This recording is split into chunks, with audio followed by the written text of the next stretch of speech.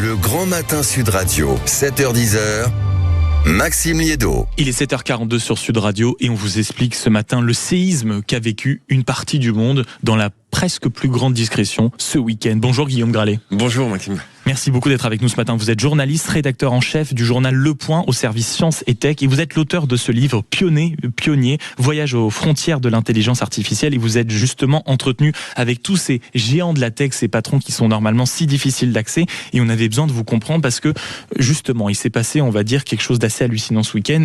Les modèles les plus extraordinaires d'intelligence artificielle, de façon totalement spectaculaire par les États-Unis, ont décidé d'être débranchés. Mais commençons par le début.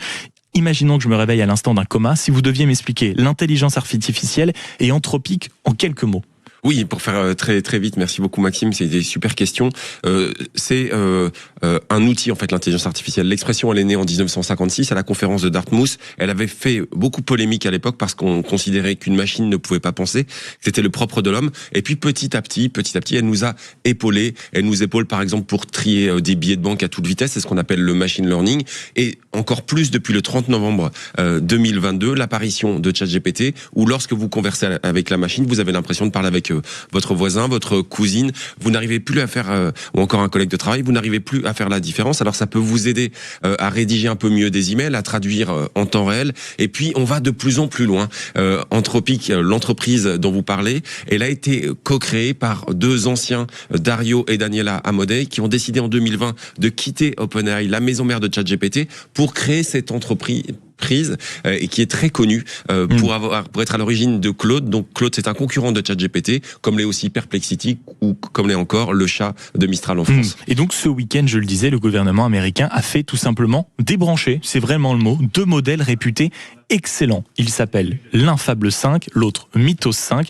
Qu'est-ce qu'ils représentaient d'un point de vue, on va dire, technologique, et pourquoi les couper? Ça a été évoqué comme étant un séisme dans le monde de l'informatique. Bah oui, tout s'est passé, Maxime, en moins d'une semaine, mardi dernier. Ces deux modèles ont été rendus accessibles au public. Et puis, c'était assez fabuleux. Ça a été, il y a beaucoup de développeurs informatiques qui s'en sont servis pour créer quasiment des entreprises de manière instantanée. Et puis, il y a eu un coup d'alarme qui a été lancé par Andy Jassy. Andy Jassy, c'est le PDG d'Amazon. Et c'est là où c'est intéressant. Amazon, on ne le sait pas forcément, est un des actionnaires principaux d'Anthropic. Andy Jassy, on lui avait fait une démonstration. On avait vu que, en utilisant bien Fable 5, en utilisant bien Mythos 5, on pouvait détourner les meilleures cyberdéfenses. On pouvait rentrer dans des systèmes normalement très protégés et on pouvait mener ce qu'on appelle des cyberattaques. Alors les cyberattaques, ça peut vous permettre de voler des données. Donc en quelque sorte, on a réalisé que ces intelligences artificielles étaient des armes pratiquement. Exactement, que ça pouvait déstabiliser les plus grandes entreprises du monde et aussi des gouvernements. Donc Andy Jassy, il en a l'obligation. Il a prévenu la Maison Blanche. La Maison Blanche a voulu obtenir des informations de la part de Dario et Daniela Amodei, donc les créateurs d'Anthropic.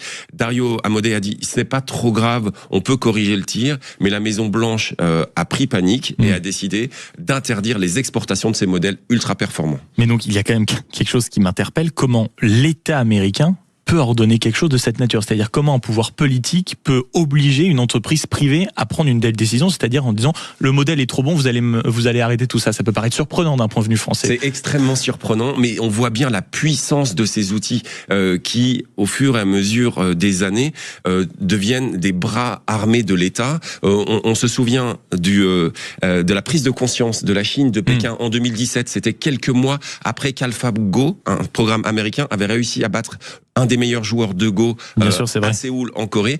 À ce moment-là, Pékin a dit en 2017, on veut devenir la première puissance en termes d'intelligence artificielle au monde. Ça a fait beaucoup peur aux Américains. Les Chinois, entre-temps, ont lancé différents modèles comme DeepSeek. Les Américains se sont dit, c'est trop important, il faut absolument que les entreprises d'intelligence artificielle soient totalement d'accord avec nous. Et c'est ce que paye un tout petit peu aujourd'hui Dario Amodei. Dario Amodei, il n'a pas été, vous savez, à l'investiture de Donald Trump comme d'autres géants comme Mark Zuckerberg. Il ne s'est pas soumis au pouvoir, il en paye les quelques conséquences aujourd'hui. Voilà, il a même résisté au Pentagone il y a quelques mois et aujourd'hui il est considéré, pour faire très court, comme un gauchiste par Washington et qui décide de lui mettre les bâtons dans les roues parce qu'il n'obéit pas au doigt et à l'œil. Guillaume Gralet, en rappelant que vous êtes le journaliste et le rédacteur en chef au Point du service Sciences et Tech, mais aussi l'auteur de ce livre pionnier, Voyage aux frontières de l'intelligence artificielle, c'est chez Grasset. Vous avez eu le prix du livre d'économie en 2025 et on va revenir sur nos terres. Forcément, c'est assez rare pour le constater. Tous les candidats à l'élection présidentielle étaient d'accord ce week-end pour dire que ça relançait un grand sujet majeur en France, la question de la souveraineté dans ce domaine-là. Est-ce que c'est vrai qu'on est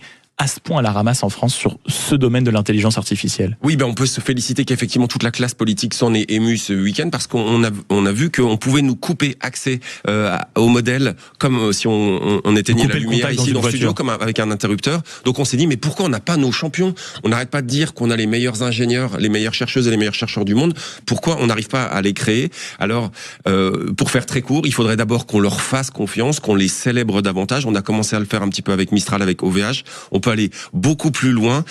Tout le monde dit qu'on a les meilleures chercheuses et les meilleurs chercheurs. Il faudrait que toutes les commandes publiques soient fléchées vers ces entreprises européennes, qu'il y ait davantage de capital risque, davantage d'investissement. C'est vraiment un enjeu de liberté, de souveraineté pour l'avenir. Et un dernier mot vraiment, est-ce que les politiques en France ont conscience de ce séisme-là ou ils sont totalement à la ramasse aussi? Ce qu'on peut se dire, c'est qu'ils se réveillent très très tardivement. Ils auraient dû s'en préoccuper bien avant. Alors on a envie de les encourager et d'accélérer. Voilà. Surtout, on va espérer qu'ils vous entendent ce matin. Merci beaucoup Guillaume Gralet, journaliste, rédacteur en chef au Point du service Sciences et Tech, et donc auteur de ce livre intéressant parce que vous avez réussi à rencontrer toutes ces personnes qui aujourd'hui dirigent ces grandes entreprises de la tech. Pionnier, voyage aux frontières de l'intelligence artificielle. Merci beaucoup d'être venu nous expliquer ce séisme donc qu'a connu le monde informatique et le monde en général ce week-end, en tout cas d'un point de vue de l'intelligence artificielle. Il est 7h49.